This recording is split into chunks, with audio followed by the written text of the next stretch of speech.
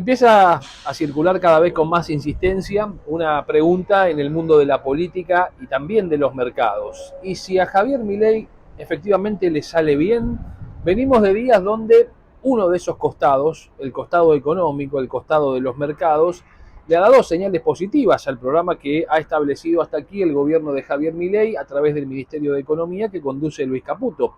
Una semana donde subieron todos los activos argentinos, subió la renta variable, subió la renta fija, es decir, los bonos.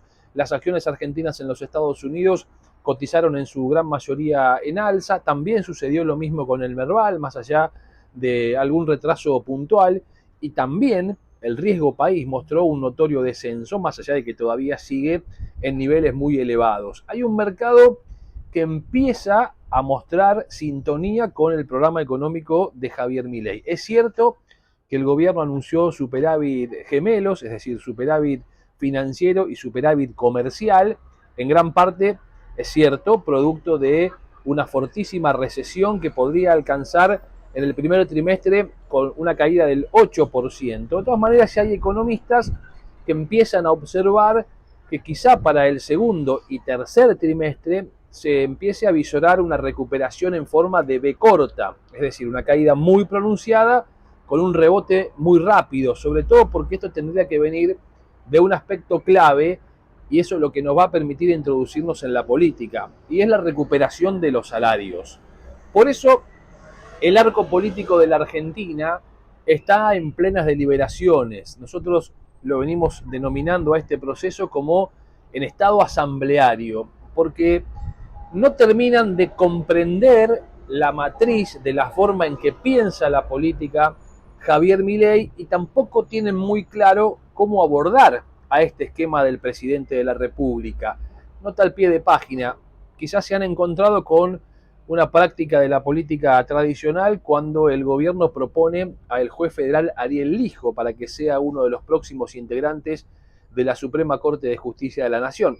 En ese punto probablemente haya mucho más de la política tradicional, de las negociaciones clásicas de la política tradicional, que de aquello que propone Javier Milei, que lo ha elevado a ser el presidente de la República en un contexto disruptivo, y ese fue su principal activo y lo sigue siendo. Por eso es lo que debe cuidar con mucho celo, no escindirse de esa imagen que han comprado la mayoría de los argentinos, entendiendo que sus principales males hasta aquí lo han provocado la política tradicional. Por eso camina muchas veces el gobierno en un sendero muy fino, en un sendero resbaloso, porque claro, no es fácil resolver muchos años de una política, de una forma de hacer política de un día para otro.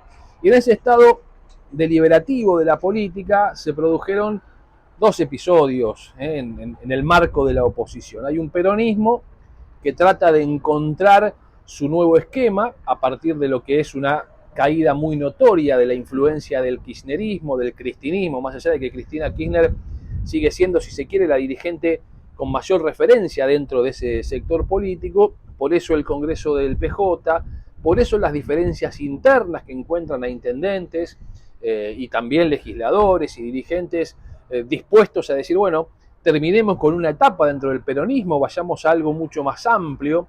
Lo mismo hace Sergio Massa con el Congreso del Frente Renovador, mismo día, prácticamente en el mismo horario que el Partido Justicialista, enviando Massa una señal de decir, bueno, acá también tenemos que avanzar en una renovación. Y hay algunos datos que son objetivos y puntuales en ese esquema.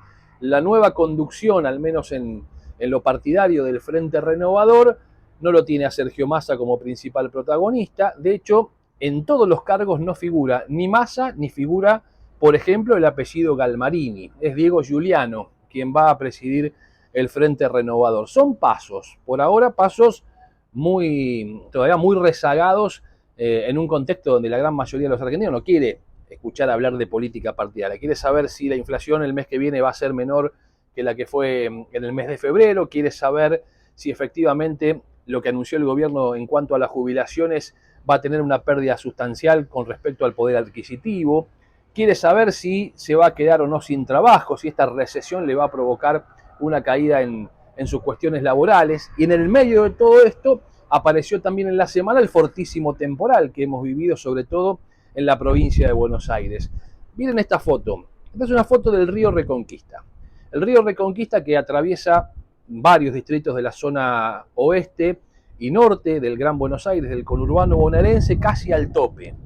Pero aquí quiero decir algo porque muchas veces tiende a haber confusión y hasta si se quiere malicia en los análisis. ¿Es cierto que faltan obras en el conurbano bonaerense? Probablemente sí, muchas obras. ¿Es cierto que falta mantenimiento? Probablemente sí, falte mantenimiento.